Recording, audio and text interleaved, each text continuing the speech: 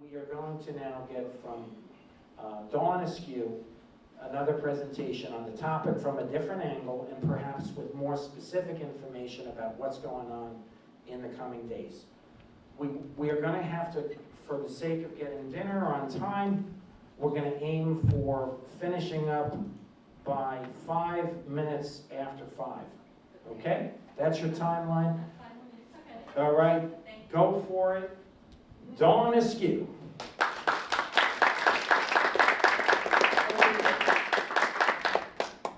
Okay, so I'm going to have to probably cut some things out of my talk, and I want to mention right now, because as I get going, I'm going to forget later on, but March 25th, my organization, Personhood Education New York, does a walk in New York City. It's called the International Gift of Life Walk, New York City. It's always on March 25th. No matter what day of the week it ends up, it's going to be March 25th, so it's easy for you to remember. And we also already have our grand pro-life marshal for next year, and that will be, oh my goodness, it's a big name. Sean Carney, the co-founder of 40 Days for Life, and also the honorable hero will be Dr. Haywood Robinson, and he was a former abortion doctor who is now on the board of 40 Days for Life, so he will also be there. So I hope to see you. If you go to my website, which is Personhood Education New York, we're doing an overhaul this summer, so it will be down for a month or two, but check again back in August or September and you'll get all the information. Okay, so thank you. All right, so my name is Dawn Eskew, and I'm here to tell you about assisted suicide euthanasia agenda in New York State. I'm not an attorney. I feel that for today to talk about this issue, I am a messenger. I do have 3 attorneys that I work with, 2 of which are family law attorneys. One who's from Seattle, Washington, Margaret Dorr. She's been working on this agenda, fighting it for the past 10 years. And also, Personhood is an affiliate of a national organization called Personhood Alliance. So we have the president of Personhood Alliance is also an attorney, and he also helps us to analyze the bills. And then the 3rd attorney that I work with, and I have 3 just to make sure the bills say what they say, is our board advisor, John Rodone, and he is the family law attorney. So, okay, so I'm going to present the topic divided into 3 areas to help you understand the dynamics of the agenda in New York State, and also to help you understand what the agenda is of assisted suicide euthanasia. I started working in this area in 2015. So I've seen some things happen. I'm beginning to connect the dots. So the 3 areas that I'll talk about is, first, an event that took place on October 3rd, 2017 at Hofstra University. How many of you have heard of Hofstra University? Okay, most of you. So we'll circle around back to that. 2, the second area is what's in the bill. And the final and the last is a message that I have for all of you. So the event on October 3rd, 2017. I live on Long Island. I happen to, and I'm of course watching what's going on with assistance, what agendas, what events are going on. And I discovered that Dr. Timothy Quill, was going to speak at Hofstra about what they call medical aid in dying. That's a euphemism for euthanasia. Historically, it has been. So he's not just speaking at the Hofstra University. He's speaking to the new medical students at the new medical school within Hofstra University. And the name of that medical school is Northwell Medical School. How many of you have heard of Northwell Healthcare System? Okay, so this is where it becomes chilling, when I started discovering what's going on. So I contacted the dean of the medical school to say, I think you need to have an opposing voice to maintain the academic excellence of Hofstra University on Long Island, in my community. And the dean, his name is Dr. Lawrence Smith. I had communication with him via email, and an alumna of Hofstra University, I got her to start the conversation, and then she handed it over to me. As soon as I got involved, he wanted nothing more, everything was shut down. But we did get to the point where, at first he said, okay, they would have a speaker, an opposing voice, and then when I was mentioning names,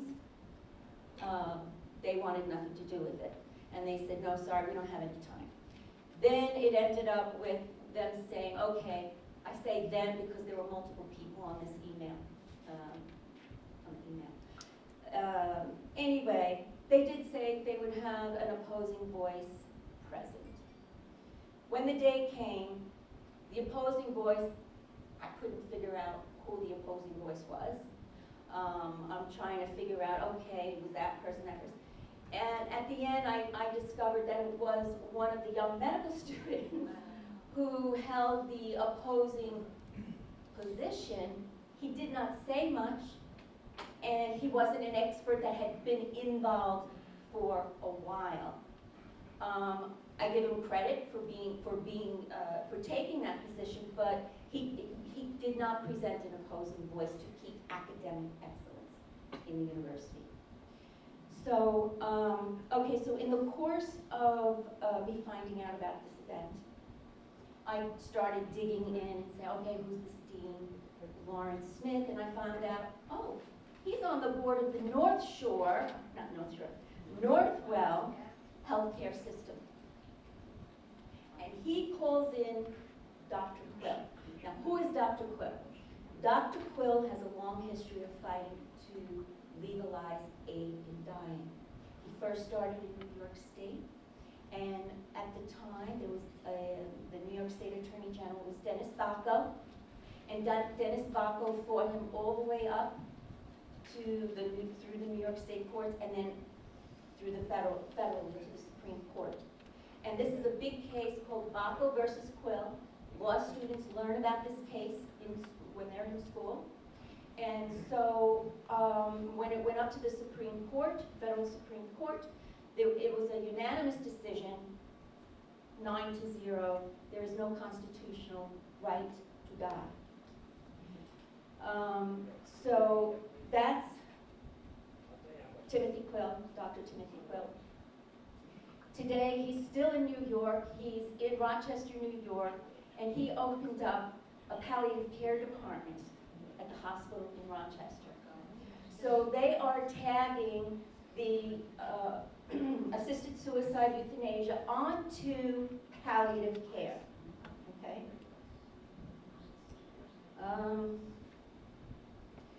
Dr. Quill is also on the board of a national organization called Death with Dignity, and that's to push assisted suicide across the United States.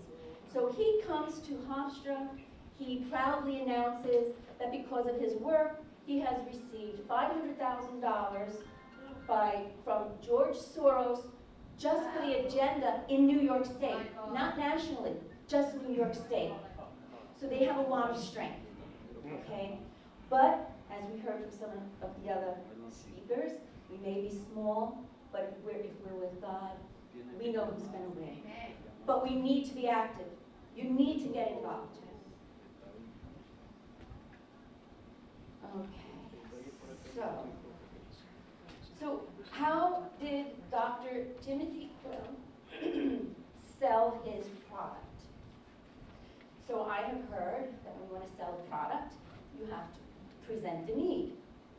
So what he did was he showed old black and white photos, looked like from the 50s, or it looked like from a third world country, we were there,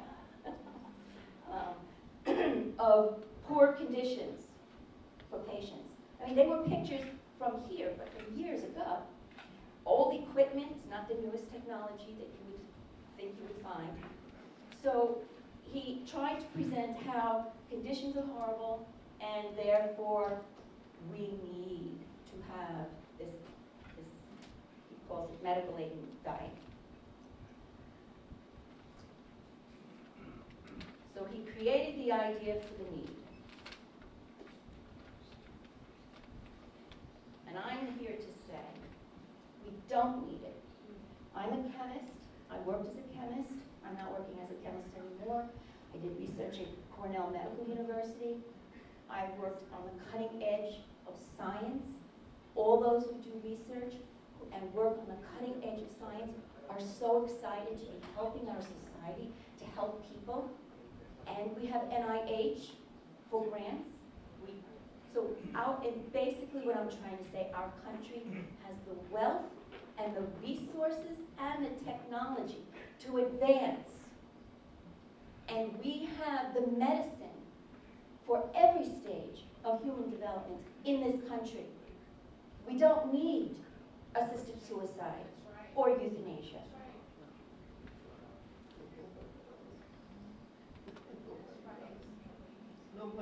In fact, there are students from other countries who come to this country for their master's and PhD and MD because we are on the cutting edge.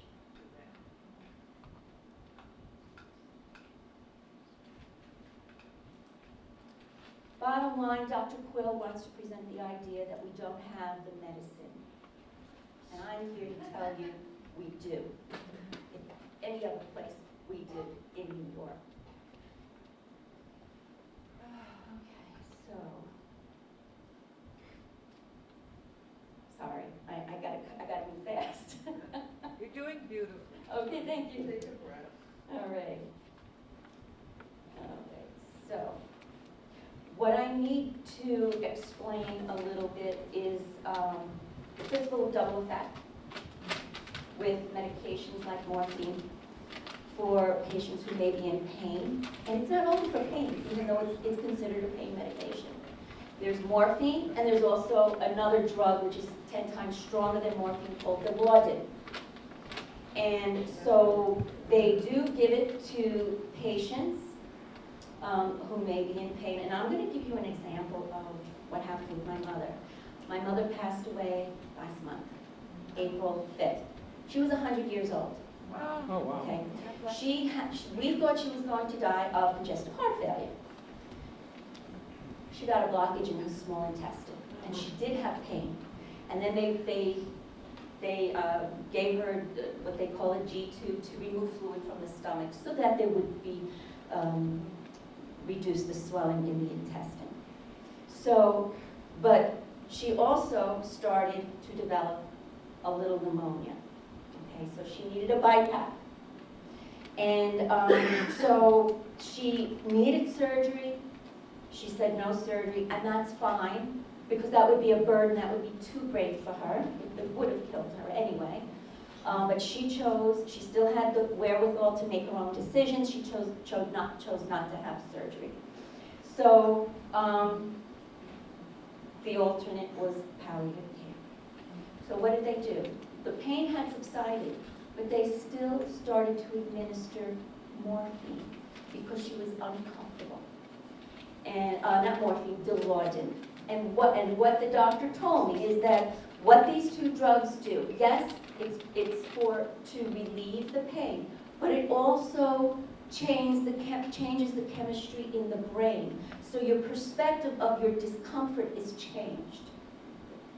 You don't feel it as much, or if at all. So the principle of double effect is that the doctor, someone who, I can't say just cancer, but anyone, like the example of my mother with the breathing discomfort of not getting enough oxygen. So the principle of double effect is that the doctor will administer enough of the pain-killing drug, just enough to make the patient comfortable. The doctor knows that it can or will hasten death, but They don't give so much to kill the patient. They don't do that. They know just how much to give. So that's the principle of double effect. The other thing I need to mention is fluid and nutrition. So when I've spoken to different groups, or to just people, they would say, oh yeah, I'm for the concept. I'm for the concept because I saw my uncle or whoever, they had the fluid and nutrition removed, and I saw them for 3 weeks it was terrible to see them go like that. Well, again, I'm here to say you have a right to fluid and nutrition. There is no law in New York State that it has to be removed. And actually, the mentality is that I've heard a couple of times from doctors, and I even heard of one doctor who was involved with my mother, and I corrected him quickly. But he said, oh, well, the first thing we'll do is remove fluid and nutrition so they don't suffer longer.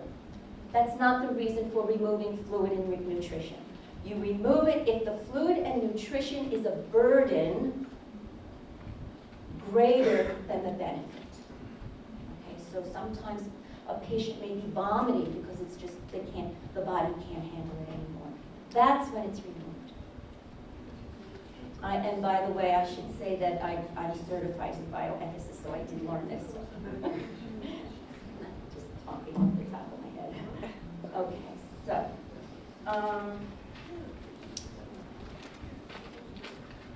so there may be people who say, I'm for the concept. There may be people you know that say they're for this, and nobody should tell them what to do with their body. And we've heard that before, right, with the abortion agenda. So the thing that we say is, okay, you can be for the concept, but you don't know what's in the bill. You don't know what the bill is going to do.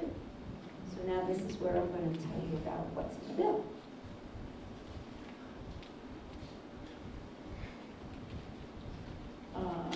Okay.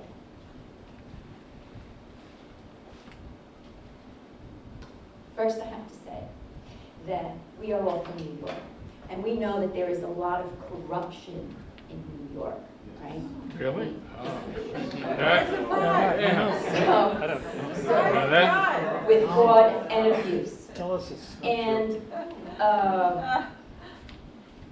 so that is one big reason why this bill, no matter how much the other side will say there are safeguards, it doesn't matter because people don't follow the law anyway. And no matter what kind of safeguards you put in, it's not going to matter. So, I'm going to do this. Anyway, there was a very interesting article I found through the National Institute of Health. And the article was in Current Oncology. The article was published in 2011. And it said that legalizing euthanasia, the study they did, this is the results of their study, that legalizing euthanasia or assisted suicide, this is the title, legalizing euthanasia or assisted suicide, the illusion of safeguards and control. The present paper provides evidence that these laws and safeguards are regularly ignored and transgressed in all jurisdictions, and that transgressions are not prosecuted. They discovered that about 900 people annually are administered lethal substances without having given explicit consent. And in one jurisdiction, almost 50% of cases of euthanasia are not reported. Now, these studies were done in Belgium, the Netherlands, and probably Switzerland. And almost 50% of the cases of euthanasia are not even reported. And so that creates a social slippery slope, as do changes to laws and criteria that followed legislation. Okay. So although the law was set up with the initial intent to limit euthanasia and assisted suicide as a last resort option for a very small number of terminally ill people. Some jurisdictions now extend the practice to newborns, children in Belgium, and people with dementia. A terminal illness is no longer a prerequisite in those countries.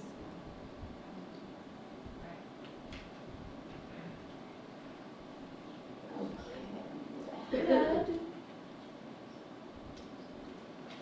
So, now I will tell you what's in the bill. There are 5 points. They're very simple points. And the points are: 1, you've heard me talk about terminally ill, okay? But these bills are not necessarily for those who are dying. The other side's not going to tell you. You're not going to find that in the bill when you read it.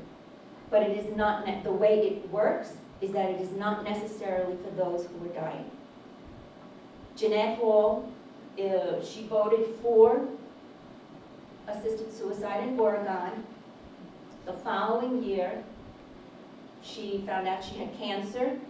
She wanted to apply for the assisted suicide.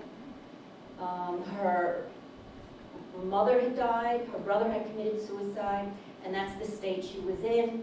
And thank heaven, the doctor she went to knew that she could be cured with treatment. So today it's either 16 or 17 years cancer-free, and she is like the poster child to fight assisted suicide and euthanasia. So remember that these bills are not necessarily for those who are dying. I'll give you a quick little example that might hit home a little bit, is that for an 18-year-old, if they're a diabetic and they take medication for diabetes, just say their boyfriend breaks up with them, they're depressed, they don't want to live anymore, they decide, I'm not taking my medication anymore, they can go to the doctor and apply for assisted suicide and not tell the parents. That's not a requirement in these bills, okay? So it will affect many people.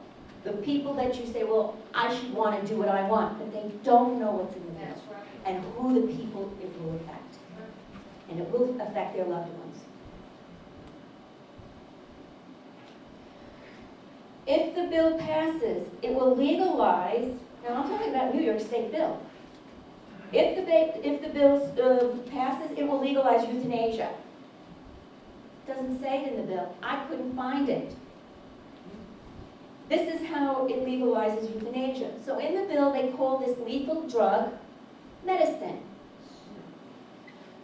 The person goes home with the medicine, and just suppose the person, he just didn't, or she didn't want to take that yet. Well, I feel okay now, I'm going to wait, and they wait, and they wait, and they wait. And then they get to the point where maybe they can't lift their arm. So now, they need assistance in taking that. That's euthanasia. So suicide is, you take the gun, I hate to use that as an example, but it's a quick example. You take a gun, you kill yourself. Assisted suicide, you ask someone for the gun, they give it to you, you kill yourself. Euthanasia, the person has the gun, he kills you. Okay? So that's what happens, why euthanasia will be legalized in New York State. So when that mentality develops, okay, once it passes, and that article, the journal that I pointed out, even supports what I'm going to say, is that when that mentality begins to develop in the society, what happens is, now there is a burden to die. Doctors, for example, there was Candace Lewis, and I'm going to finish. Candace Lewis in the Netherlands, 27-year-old young woman, had to get to the hospital. Her mother was there with her, and the doctor tells the mother in front of the daughter, you know we have assisted suicide, it's legal. And she says, no, I didn't know it was legal. And he says, are you interested? She says, no, of course not. The following day, the doctor goes to the daughter, she's of age, she's an adult, goes to the daughter, he says, do you know how sick you are? You can have assisted suicide if you want. So she didn't, but that's where the burden to die, it develops, okay, from the law passing. And I think that because it's 5:55, I want to say thank you, Chris, for having this event so that we can discuss such things as this. Chris. Chris. All right, one quick question, one. How about two?